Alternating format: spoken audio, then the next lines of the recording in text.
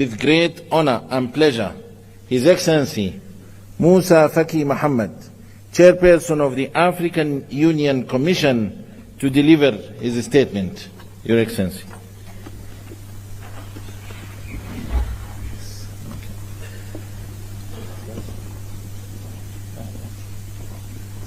Excellences, Monsieur Mohammed Ould Cheikh Al Ghazouani, Président de la République islamique de Mauritanie, Président en exercice de l'Union africaine, Excellence Dr Abiy Ahmed, Premier ministre de la République d'Éthiopie, Excellences, Mesdames et Messieurs les chefs d'État, de gouvernement et de délégation, Excellences, Monsieur Mahmoud Abbas, Président de l'État de Palestine, ma très chère sœur amie Mia, Premier ministre de Barbados, Excellence, Monsieur Antonio Guterres, Secrétaire général des Nations Unies, Mesdames et Messieurs les ministres, Docteur Nkosazana Zuma, ancienne présidente de la Commission de l'Union africaine, Madame la vice-présidente, Mesdames et Messieurs les commissaires, Mesdames et Messieurs les secrétaires généraux et exécutifs des communautés économiques régionales et mécanismes régionaux, Mesdames et Messieurs les chefs exécutifs des organes et institutions spécialisées de l'Union africaine, Mesdames et Messieurs les chefs des missions diplomatiques, distingués invités, Mesdames et Messieurs. C'est à la fois avec un grand honneur et un immense plaisir que je m'adresse à vous aujourd'hui pour la dernière fois en ma qualité de président de la Commission de l'Union africaine. Je voudrais tout d'abord, puisque nous sommes encore au début de l'année nouvelle 2025, présenter à vos excellences, vos familles et vos peuples, au nom de tous les personnels de l'Union africaine, mes meilleurs vœux de santé, de prospérité et de succès. Je voudrais aussi exprimer mes sincères remerciements aux présidents en exercice avec lesquels j'ai successivement travaillé ces 8 dernières années. J'ai nommé dans l'ordre de leur présidence Alpha Condé, Paul Kagame, Abdel Fattah al-Sisi, Cyril Ramaphosa, Antoine Félix Tshisekedi, Macky Sall, Azali Assoumani et Mohammed Ould Cheikh Al Ghazouani. En cet instant de remembrance, je ne peux oublier le président Idriss Déby Itno, paix à son âme, qui, en africaniste convaincu, a eu l'initiative de ma candidature à la tête de la Commission et qui s'est investi sans compter pour un tel destin pour moi. Sa mort tragique a été ma plus atroce douleur de ce double mandat.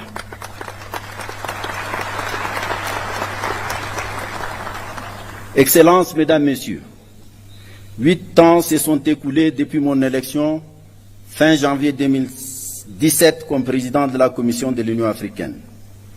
En ces moments chargés d'historicité, de signification et de symboles, je voudrais m'acquitter du devoir moral de vous présenter les grandes lignes du bilan de ce double mandat.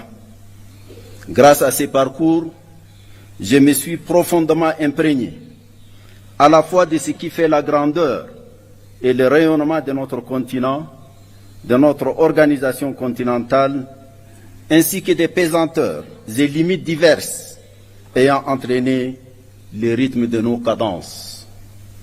J'ai sillonné ce beau et fantastique continent. J'éprouve une profonde fierté d'avoir visité au moins une fois tous les 55 membres de notre Union. L'opportunité que m'offre ce moment est historique et unique.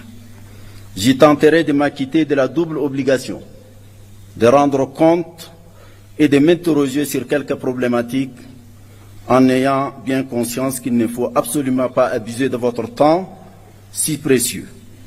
Un rapport consolidé de notre bilan et un rapport annuel vous ont été distribués conformément à notre réglementation.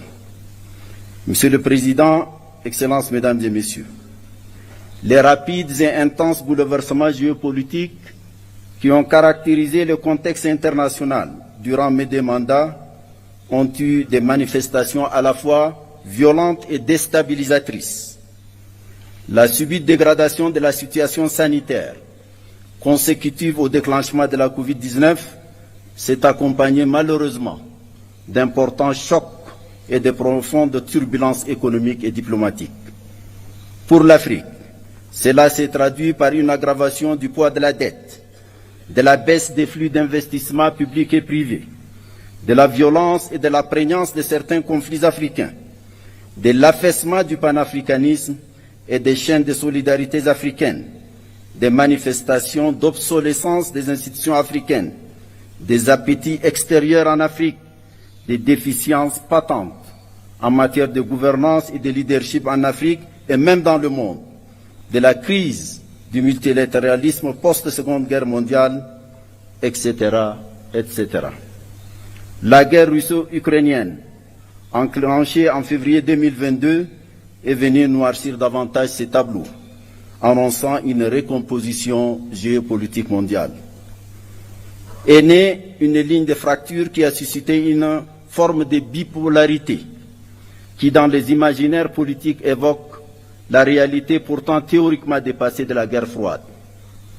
Des incertitudes profondes sur la soutenabilité de la paix et de la coopération internationale ont empoisonné les esprits, assombri les consciences et ont renforcé le pessimisme, les égoïsmes et le pragmatisme mercantile. Les conséquences de cette guerre ont profondément affecté l'Afrique, qui importait l'essentiel de sa consommation céréalière et ses intrants agricoles de ces 2 pays, la Russie et l'Ukraine. Le spectre de l'insécurité alimentaire et sanitaire a plané sur bien de nos pays, dont un bon nombre continue de souffrir de leur fragilité structurelle. أصحاب الفخامة والمعالي السادة سيداتي وسادتي، وفي الشرق الأوسط فإن الشعب الفلسطيني الشقيق عانى ويعاني أبشع أنواع الظلم في التاريخ البشري.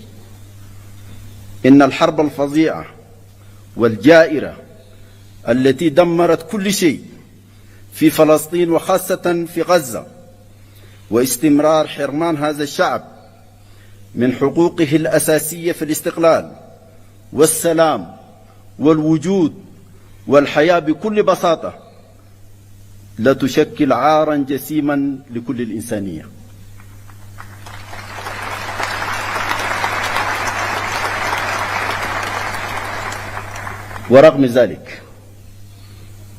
ورغم ذلك كله ظل الشعب الفلسطيني البطل صامدا، كما ظل الاتحاد الإفريقي في جانبه بكل قوة وحزم.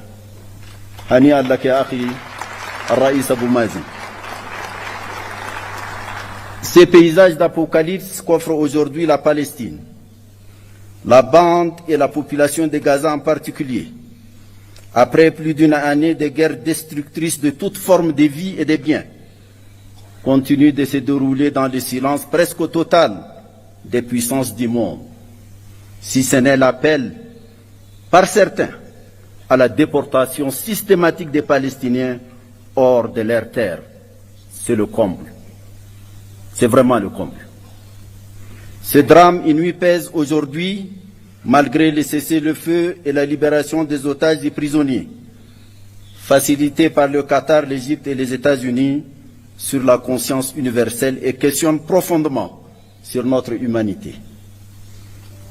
Les taux de la mondialisation avancée, étouffante, déshumanisée, ne laissent point l'Afrique en dehors de l'élite hégémonique qui se déroule loin de sa terre. Bien au contraire, le continent en subit les débordements et fragmentations que traduisent les conflits par procuration, des soutiens des puissances extérieures à peine voilées aux parties belligérantes sur le continent, des expansions du terrorisme et de l'extrémisme violent, des poursuites de la guerre ravageuse au Soudan, à l'est de la République démocratique du Congo, des divisions de la Libye dont je salue l'adoption hier ici même de la charte de réconciliation. Félicitations à vous, Monsieur le Président Danou Sassou Nguesso.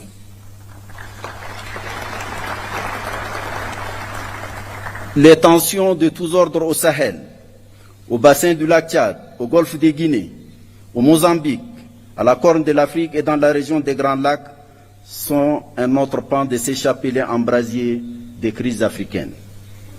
Les flux de réfugiés politiques, économiques, environnementaux et autres personnes déplacées internes viennent accentuer la situation sécuritaire, alimentaire et sanitaire déjà fragile de nombreux États membres.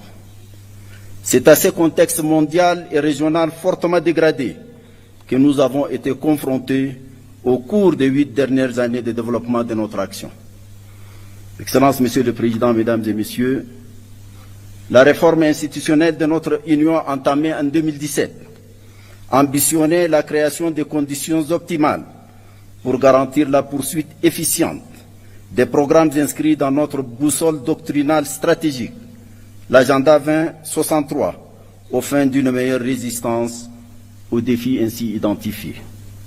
À ce titre, la reconfiguration du leadership de la Commission, un processus d'évaluation des performances du personnel, des rapports de collaboration plus étroits entre l'Union africaine et les communautés économiques régionales et mécanismes régionaux, actés par un nouveau protocole, l'institutionnalisation d'un sommet de coordination dédié à l'intégration, la mise en place des groupes techniques R10 et F15 chargés de veiller à la qualité des ressources humaines recrutées et au respect des règles d'or de la gestion budgétaire, financière et comptable de l'Union ont été les points saillants de cette réforme. Une évaluation de la pertinence de tous les organes de l'Union, sans exception aucune, fera naître une nouvelle cartographie administrative et institutionnelle de l'Union. J'insiste ici, en particulier, sur 3 parmi ces organes. Le Parlement panafricain, le Conseil de paix et de sécurité et le Comité des représentants permanents. Le mouvement d'ensemble de la réforme, avec ses ombres et lumières, confirme sa pertinence et sa nature nécessairement progressive à se déployer sur le long terme. C'est une exigence d'adaptation perpétuelle des structures de notre Union aux évolutions qui caractérisent le monde. Je voudrais ici remercier les présidents Paul Kagame et William Ruto pour leurs remarquables efforts pour faire avancer cette réforme. Monsieur le Président, Mesdames et Messieurs, l'évaluation de la première décennie de mise en œuvre de l'agenda 2063, couvrant la période allant de 2014 à 2023, révèle les progrès sectoriels accomplis dans notre marche vers la construction de l'Afrique que nous voulons. Il est crucial d'en tirer les vraies leçons et de procéder aux ajustements pertinents subséquents. Dans le domaine de la santé, c'est une approche holistique, traduite sur le terrain à travers des actions auréolées de succès. Avec la survenance de la pandémie de la Covid-19, Africa CDC s'est affirmée comme l'instrument le plus efficace de la lutte contre toutes les maladies. La préoccupante question du financement de la santé continue de nous préoccuper. 2 mécanismes de financement de la couverture sanitaire universelle et celle de la lutte contre la malnutrition sur le continent ont été conçus. Grâce au Centre africain des vaccins vétérinaires, PANVAC, dont le nouveau laboratoire de production de vaccins a été inauguré en février 2024, une avancée significative dans le domaine de l'élevage, de la santé animale et du développement socio-économique a été réalisée. L'Agence africaine des médicaments, AMA, a commencé l'installation de son siège à Kigali et ses activités sont sur la rampe de lancement. La médecine traditionnelle a bénéficié de l'élaboration de 2 plans décennaux, le dernier courant de 2025 à 2035. Le champ de l'éducation a été animé par la volonté de concevoir un nouveau système éducatif pensé en fonction des exigences d'un monde où l'enjeu majeur est devenu la compétition autour de l'innovation scientifique, technologique et maintenant par l'intelligence artificielle. C'est en cohérence avec cette âme que des stratégies diverses et complémentaires ont été développées, notamment lors de la conférence de Nouakchott, de l'année 2024, initiée par la présidence en exercice la Mauritanie, en collaboration avec la Commission de l'Union africaine et d'autres partenaires dont l'UNICEF et l'UNESCO en particulier. La centralité des problématiques genre et jeunesse a été affirmée. Les envoyés spéciaux femmes et jeunes se sont bien implantés dans l'univers institutionnel du leadership de l'organisation. Tout au long des 8 années de ce double mandat, bien d'autres domaines cruciaux ont retenu toute l'attention qu'ils méritent, de par leur importance pour le développement socio-économique de l'Afrique. Qu'il s'agisse de notre vision sur les questions minières, du programme détaillé de l'agriculture et de l'économie bleue, du développement des infrastructures et de l'énergie, du changement climatique avec l'adaptation et la résilience climatique du continent, de l'intégration régionale à travers la mise en œuvre de la zone de libre-échange continentale africaine, de l'opérationnalisation effective du Fonds de la paix qui a dépassé l'objectif de 400 millions de dollars, du traitement des crises humanitaires dont l'Afrique est l'épicentre avec la mise en place de l'Agence africaine humanitaire, du renforcement de la visibilité de l'Union africaine à travers notre partenariat avec les Nations unies. Tous ont été au centre de notre entreprise collective. Je profite de l'occasion pour rendre ici un hommage tout particulier à un artisan majeur de ces partenariats. J'ai nommé Antonio Guterres, un grand ami de l'Afrique. Merci Antonio.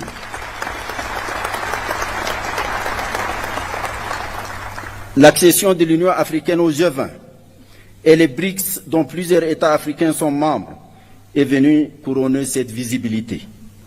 Sur toutes ces questions, les structures spécialisées de l'Union africaine et les États membres ont mené des réflexions approfondies et tracé des perspectives claires pour certaines et rendues concrètes bien d'autres. Monsieur le Président, Excellences, Mesdames et Messieurs, il y a quelques mois, j'ai adressé à vos Excellences une lettre relative à quelques urgences centrales dans le devenir de notre Union et de ses capacités de réaliser au mieux possible nos objectifs.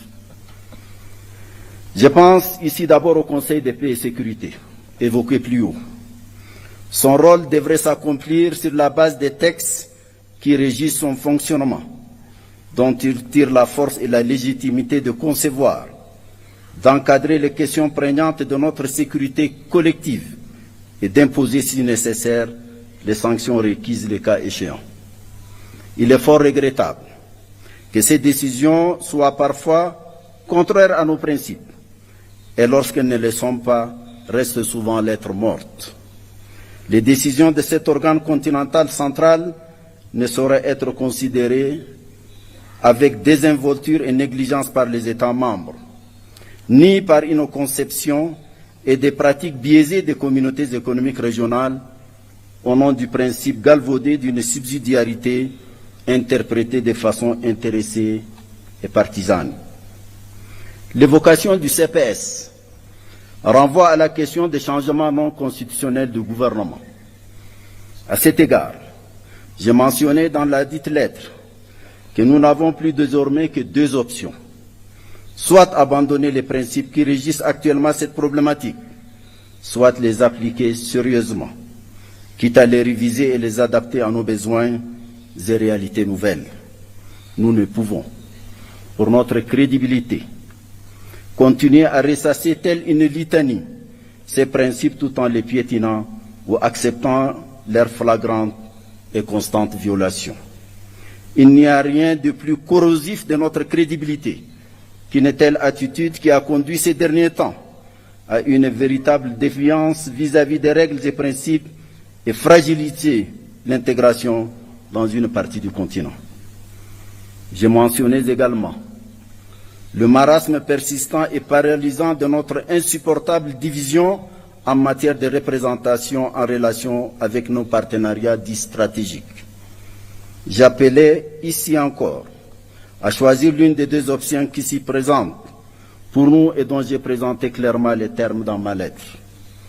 J'avais également mentionné la question récurrente du financement de l'organisation, laquelle paradoxalement contraste avec les tendances continues de multiplication des organes sans souci de leur financement.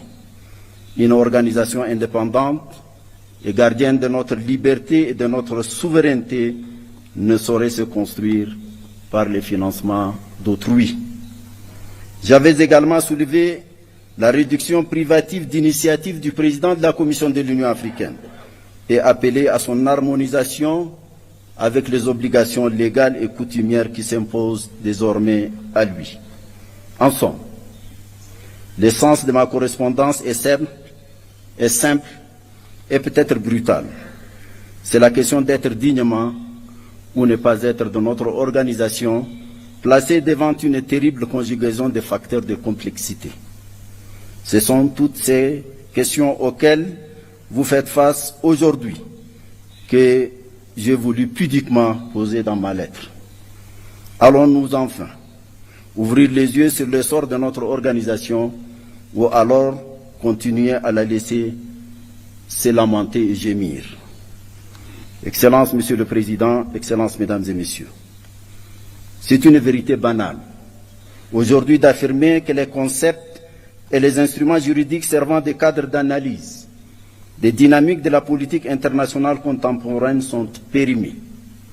Ils ont perdu leur vertu à la fois structurante et explicative des phénomènes mondiaux actuels. Un tel constat explique pourquoi les débats portent aujourd'hui sur les modalités d'avènement d'une nouvelle gouvernance économique et politique mondiale. L'Afrique ne peut rester muette et inactive. Elle doit impérativement s'y jeter dans la bataille pour s'étayer sa place propre dans les configurations en cours de recomposition. Ce n'est pas facile. Cela demandera de l'ingéniosité, de la créativité, de la méthode, du courage. Plus généralement, cela demandera une vraie rédemption pour un réveil de la conscience et de l'âme du panafricanisme. Celui de la conscience de notre africanité, celui de la fierté de notre africanité, celui de l'attachement à notre africanité, celui du rejet de notre dépersonnalisation et de notre servilité nihiliste, de notre identité et de notre être.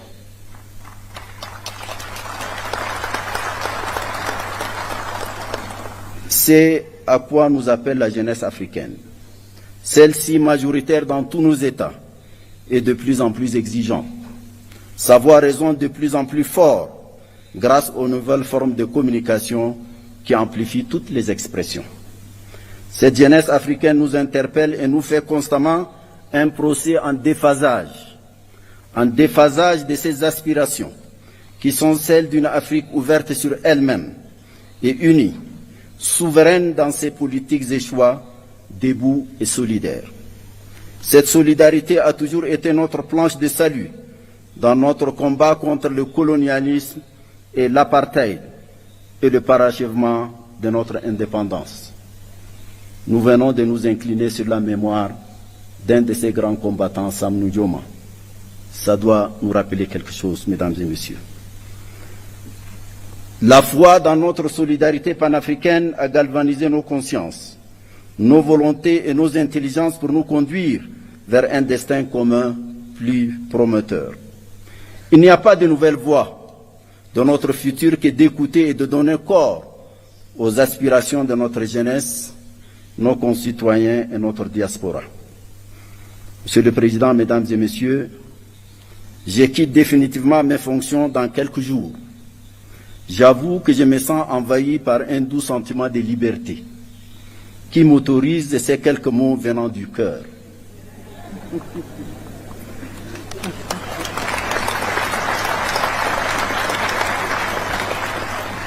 Le premier est un mot de profonde gratitude à vos excellences pour la confiance que vous m'avez accordée en m'élisant pour 2 mandats successifs, président de la Commission de l'Union africaine.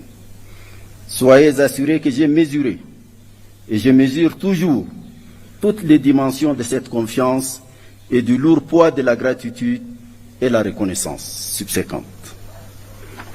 Le deuxième mot porte sur l'autre et moi. Dans cet autre, je pense d'abord à nos partenaires, surtout ceux qui nous ont offert une amitié sincère et une coopération mutuellement avantageuse. Je voudrais les remercier tous et leur exprimer notre gratitude. Je pense ensuite à vous ici présents, ainsi qu'à ceux qui nous ont quittés pour différentes raisons. Nous avons réalisé de bonnes et grandes choses, et surtout avons, autant que faire se peut, respecter une certaine éthique et une ligne de conduite que nous croyons conforme à nos principes et objectifs. Veuillez accepter toute ma reconnaissance. Les membres de la Commission de l'Union africaine, d'autres hommes et femmes ensuite, y ont travaillé, souvent dans l'ombre, avec assiduité, dévouement, discipline et talent. Je voudrais leur rendre l'hommage qu'ils méritent.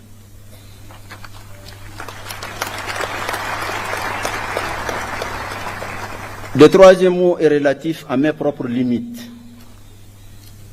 J'ai tant voulu faire vite et mieux au cours des 2 mandats que vous m'avez confiés. Je sais que je n'ai pas tout fait.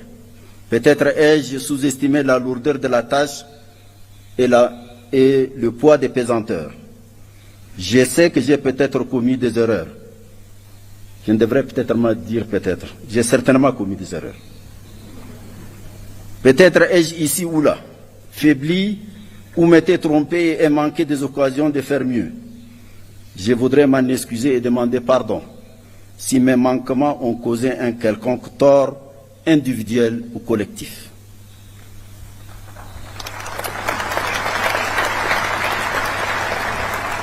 Le 4e mot est relatif à mon sentiment de l'instant. Je suis heureux de reprendre ma liberté. Mais je sais que j'aurai aussi la nostalgie des lieux, des femmes et des hommes que j'y ai connus, du peuple éthiopien à la civilisation millénaire. À vous, mon cher Dr Abiy Ahmed, Betam Amesegnalem.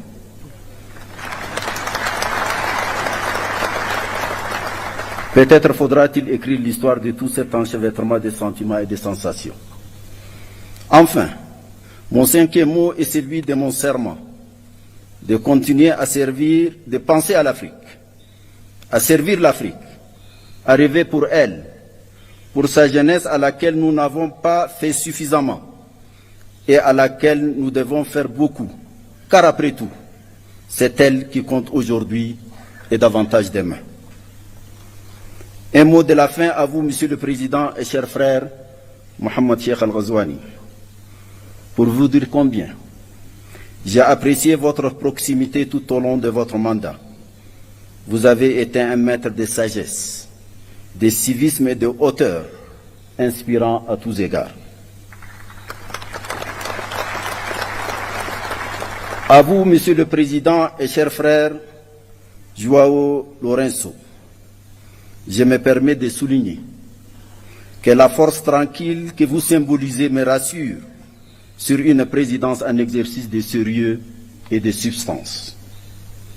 Puissiez-vous tous les deux en particulier, et nous tous, avoir une pensée agissante pour les grands prisonniers du Sahel, le président Mohamed Bazoum, dont rien ne justifie l'interminable détention. Il doit être libéré sans condition. Plein succès à notre sommet, plein succès à notre prochain leadership. Je vous remercie.